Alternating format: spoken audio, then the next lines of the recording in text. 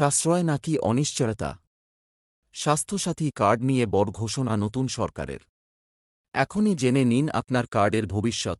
পশ্চিমবঙ্গের পালাবদলের পর থেকেই রাজ্যবাসীর মনে সবথেকে বড় প্রশ্ন হয়ে দাঁড়িয়েছে সরকারি স্বাস্থ্য পরিষেবা নিয়ে।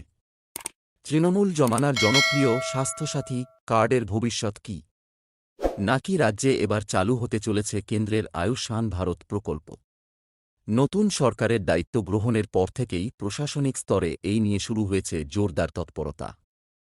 স্বাস্থ্যসাথী কার্ডের বর্তমান অবস্থা সূত্রের খবর, স্বাস্থ্যসাথী কার্ড এখনই পুরোপুরি বন্ধ করে দেওয়া হচ্ছে না। তবে এই প্রকল্পের কাঠামোয় বড়সড় বদল আসতে পারে।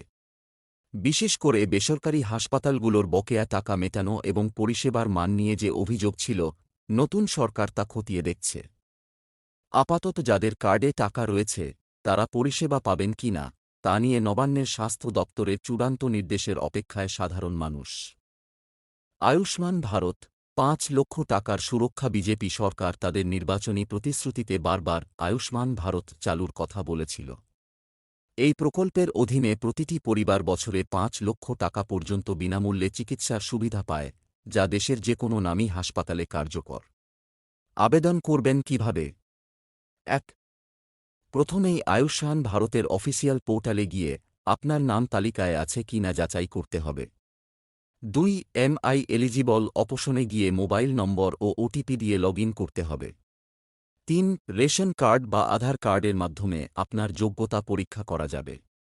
৪. এছাড়া নিকটবর্তী কমন সার্ভিস সেন্টার বা সরকারি হাসপাতালে গিয়েও নাম নথিভুক্ত করা সম্ভব। রাজ্যে কি তবে জোড়া সুবিধা? বিশেষজ্ঞদের মতে স্বাস্থ্যসাথীর ভালো দিকগুলোকে রেখে আয়ুষ্মান ভারতের সাথে সেটিকে যুক্ত করার পরিকল্পনা করতে পারে নতুন সরকার।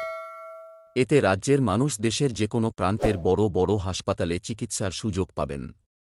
তবে সরকারিভাবে কোনো ঘোষণা না আসা পর্যন্ত সাধারণ মানুষকে ধৈর্য ধরার পরামর্শ দিচ্ছেন স্বাস্থ্য আধিকারিকরা।